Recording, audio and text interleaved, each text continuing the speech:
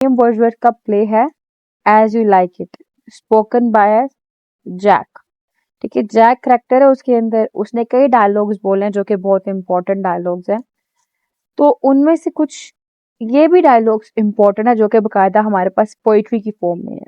Speech all the world's a stage, ठीक है, ये है जिसके अंदर वो लाइफ की डिफरेंट फेजेस की बात करेगा। जैसे कि हमारे पास ये फर्स्ट फेज है चाइल्ड की, फिर यंगहुड की, फिर उसके बाद as a knight, as a lover, ठीक, देन मैनहुड की एज चल रही है, फिर उसके बाद हम बूढ़े हो जाते हैं, देन हमारी डेथ हो जाती है। इन सब एजेस की वो डिस्कशन करेगा इसके अंदर। तो कहता है all the world's a stage, कहता है पूरी दुनिया जो है ना एक स्टेज है। मतलब काइंड ऑफ हम लोग देखते हैं जब भी कोई प्ले परफॉर्म हो रहा होता है तो प्ले की परफॉर्मेंस एक स्टेज के ऊपर हो रही होती है और परफॉर्मेंस करने वाले एक्टर्स होते हैं, ठीक है, जो कि रोल प्ले कर रहे होते हैं। ऐसा ही है। तो यहाँ यहाँ पे जो जैक है जो कि एक्टिंग कर रहा है, ठीक है, एक्टर का रोल परफॉर्म कर रहा है, वो ये कहता है कि सिर्फ मैं एक एक्टर नहीं हूँ, ये पूरी दुनिया में जितने भी मैन हैं, जितने भी विमेन हैं, they all are playing the role of actor, ठीक है, एक्टर एंड एक्ट्रेस। और सिर्फ ये एक स्टेज नहीं है, जबकि पूरी दुनिया ही एक स्टेज है। जैसे कहते हैं all the world's a stage and all the men and women merely players, ठीक है, कि जितने भी मैन हैं, जितने भी विमेन हैं, वो प्लेयर्स हैं, वो रोल प्ले कर रहे हैं। ठीक है, हर शख्स, नो मैटर वो कहाँ से बिलोंग करता है, वो कहाँ पैदा हुआ, वो कौन है, वो क्या करना चाहता है अपनी जिंदगी के अंदर, ठीक है, वो उठता है क्या करता है, हर दिन वो एक रोल प्ले कर रहा होता है। वो इस दुनिया में आता है, इस दुनिया से जाता है लाइक परफॉर्मर्स। और वो कहता है कि मैन हो गया या विमेन हो गई, ये सब as an actor different part जो है वो प्ले करते हैं, ठीक है, डिफरेंट रोल्स जो है वो प्ले करते हैं थ्रू आउट अपने कैरियर के अंदर। जैसे कहते हैं they have their exits and their entrances, ठीक है, उनकी अपनी एग्जिस्ट है, अपनी एग्जिट है, मतलब खुद ही निकल रहे हैं, खुद ही एंटर हो रहे हैं। And one man in his time plays many parts, के एक ही वक्त में एक आदमी बहुत से रोल्स जो है वो अदा करता है, बहुत से पार्ट्स, बहुत से कैरेक्टर्स जो परफॉर्म कर रहा होता है। He acts being 7 ages. At first the infant, कहता है अब वो क्या है, एक आदमी के राउंड अबाउट 7 एजेस हैं ह्यूमन काइंड के। इनमें से सबसे पहला जो है ना वो इन्फेंट्स, बच्चे का है, ठीक है। Mewling and packing in the nurse arms, यानी कि अब बच्चे का काम क्या है, उसको हाथों में लिया जाता है, उसकी केयर की जाती है, उसकी देखभाल की जाती है, यानी कि अब वो पैदा हुआ है, अब वो लोगों के हाथों में उसकी देखभाल की जा रही है। फिर and then the whining school boy with his satchel and shining morning face creeping like snail unwilling to school, ठीक है। अब यहाँ तक क्या कहता है कि अब वो जो बच्चा बड़ा हो जाता है, बड़ा होने के बाद वो एक स्कूल बॉय बन गया, स्कूल जा रहा है अपनी प्रोग्रेस के लिए, अपनी एजुकेशन के लिए, अपनी स्कूलिंग के लिए।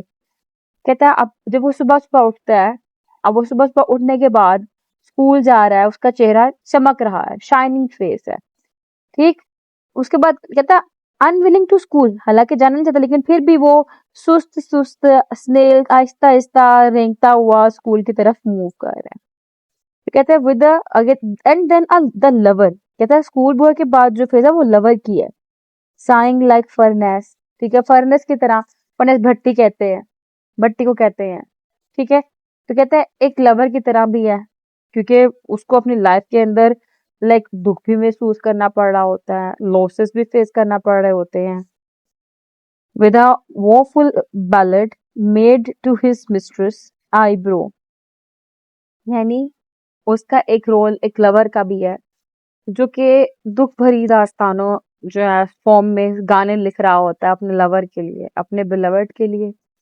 फिर है next lines, then a soldier, अब पहला रोल इन्फेंट का था, फिर स्कूल बॉय का था, लवर का था, अब soldier, full of strange oaths and bearded like the pard, jealous in honor, sudden and quick in quarrel, seeking the bubble reputation।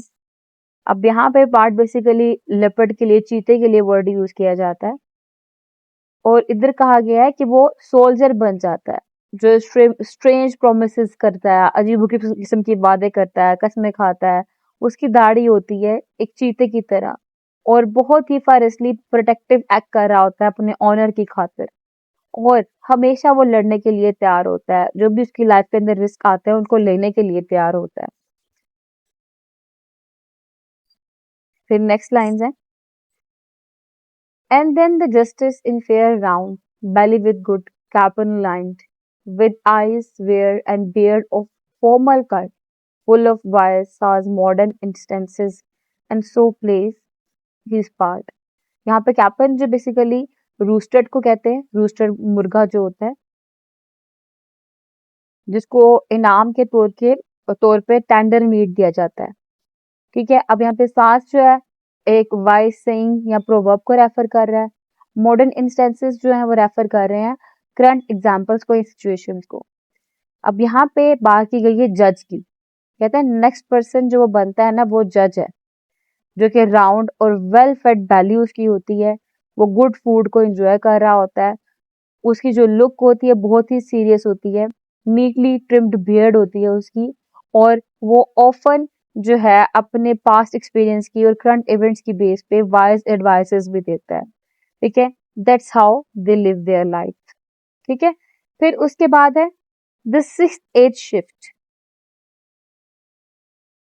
into the lean and slippered pantaloon with spectacles on nose and pouch on side.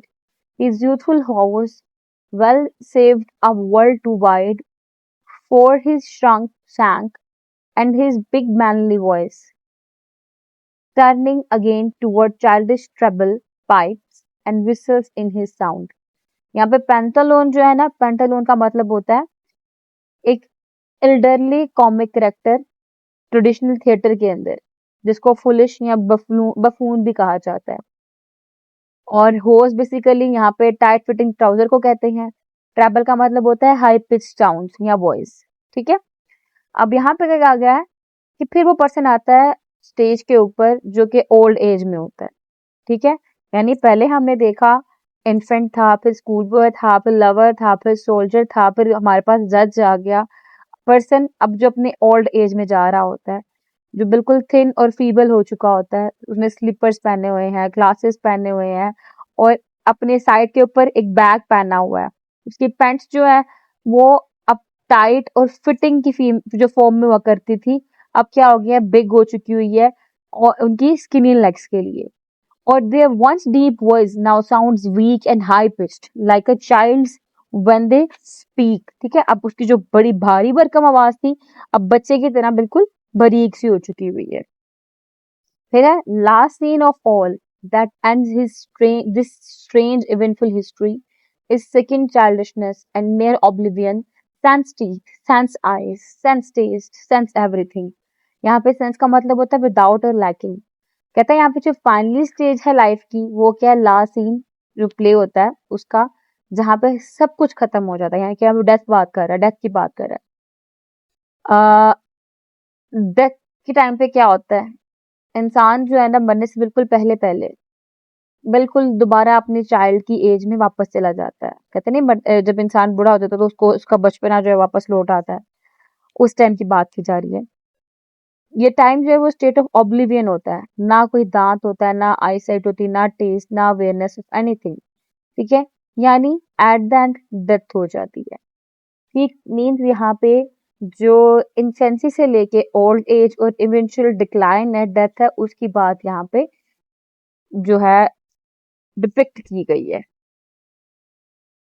फिर है everything actual sorrow, loss or pain that has been and may be again, मतलब eventually death, no any kind of phase left, कुछ भी नहीं बचा इन stages के बाद।